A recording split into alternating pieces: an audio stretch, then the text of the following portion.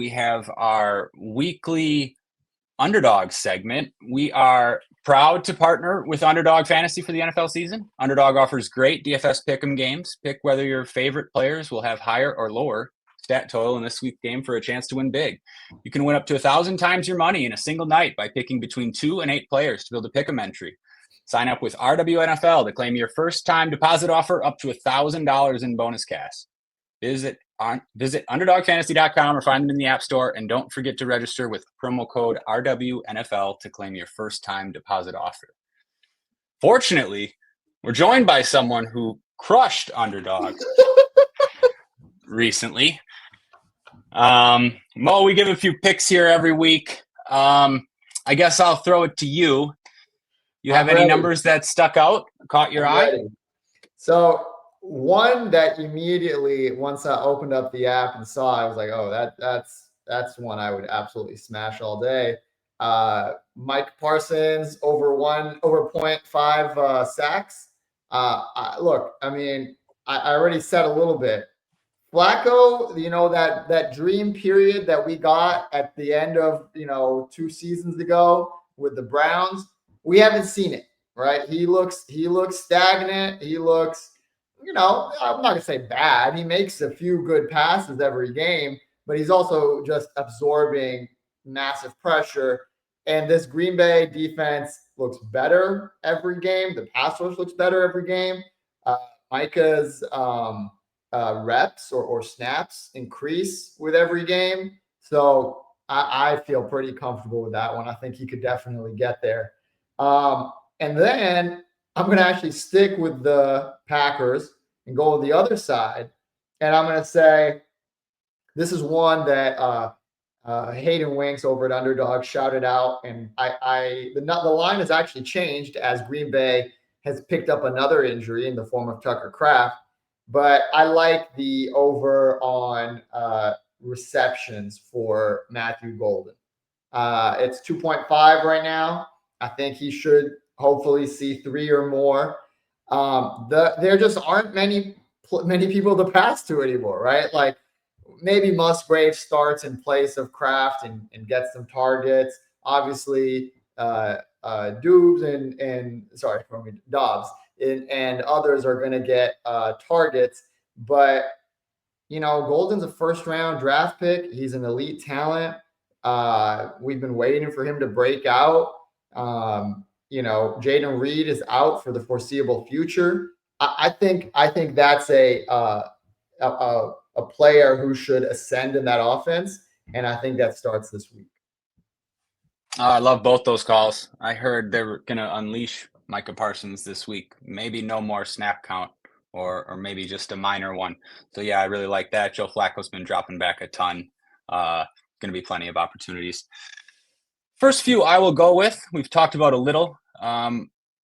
Compare the higher on Caleb Williams passing yards and Rome Odunze receiving yards. For Caleb, it's 238.5. For Rome, it's 62.5.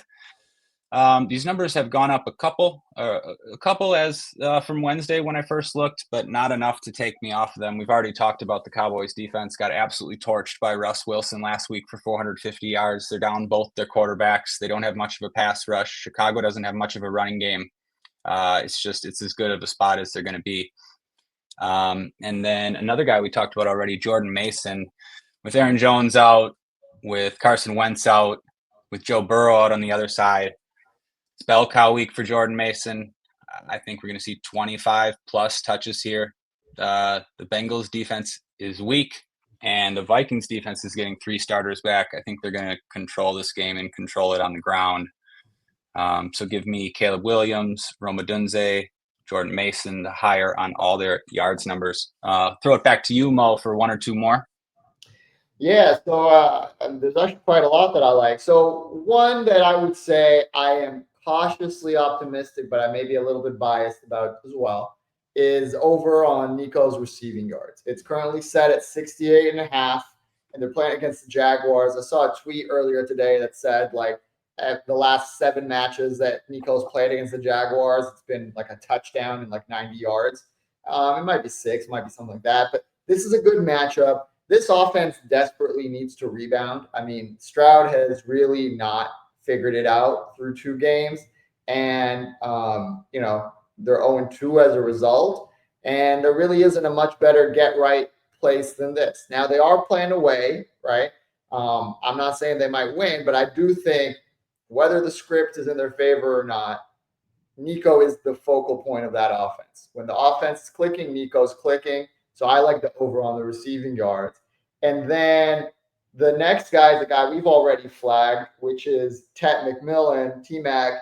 The coaches after last week's game when Renfro got both of the end zone targets, they came out and said, when we get to the end zone, that's T-Mac's zone and it's Hubbard's zone. Those are the guys that should be catching passes, that should be making plays. And so the line is 63.5 receiving yards. He had that in 5-10 minutes last week, and then it just kind of dropped off. There's going to be a lot of pressure, but again, this is a team that needs to get right. It needs to figure it out. And it's very similar to Nico in that if any of that's going to happen, if they're going to be competitive at all this week, it needs to go through T-Mac. And so I feel comfortable going over 63.5 receiving yards for T-Mac as well. Love both those. Yeah, very similar situations. T-Mac, very similar player to Nico as well. And yeah, similar role for the Panthers. Okay, I'll rattle off a few more. Tyler Warren showed up questionable this week, but Scott touted the higher on Tyler Warren the first 2 weeks, and they both went over easily. His number is 43.5 this week. I haven't checked the injury, but if he's healthy, would still like that number. Some other ones might not expect this one from me. I like Cooper Kupp to go higher than 42.5 yards. Yeah. I was surprised to see Kupp. First of all, he had a really nice game last week, 7 catches on 9 targets for 90 yards. I then saw that he's been playing, not this is necessarily a surprise because of where JSN plays, but Kupp's been playing the most snaps and running the most routes, like 90% of snaps, 90% of routes. I mean, they just don't have a lot there in Seattle after JSN. They're not very deep. They have 2 young tight ends. They're probably going to be down Charbonnet, and they're playing the Saints. So I like Kupp here. And then, we haven't given any lowers. I'm not sure how much I like this one anymore, but going back to what I said about Jordan Mason and the Vikings defense, if you wanted to correlate that a little bit and stack that game, I don't mind Jake Browning lowers. I think his passing yards is a little bit inflated just because of what he's done and who his receivers are, but I think this is a pretty tough spot. You could even look at Chase lowers if you really want to gamble, but not necessarily recommending that. All right, we gave at least over 10 picks, I think. And just to say, I love the Kupp pick. I think it was again Twitter, which is concerning how much time I'm spending on Twitter. But they were talking about Kupp's routines, and he was talking about how he's still getting up at 5 a.m. He's in the meetings with the quarterbacks. All summer I've been saying that the death of Cooper Kupp has been grossly exaggerated. This is a guy who didn't go from being the best wide receiver in the league to being mediocre all of a sudden, right?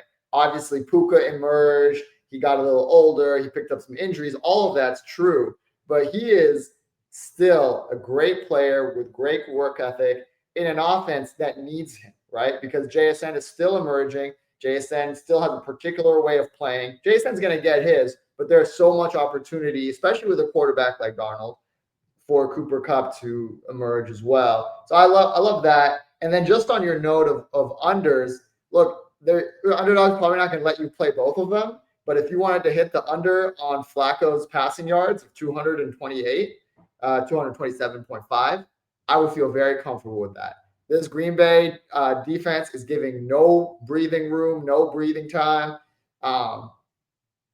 Whichever way you slice it. If Cleveland's doing well, they're going to try to run the ball, and he's not going to pick up yards. If Cleveland's, behind, I don't know. There's a chance Flacco could just get outright benched. And if it's a close game, they're still going to try to run.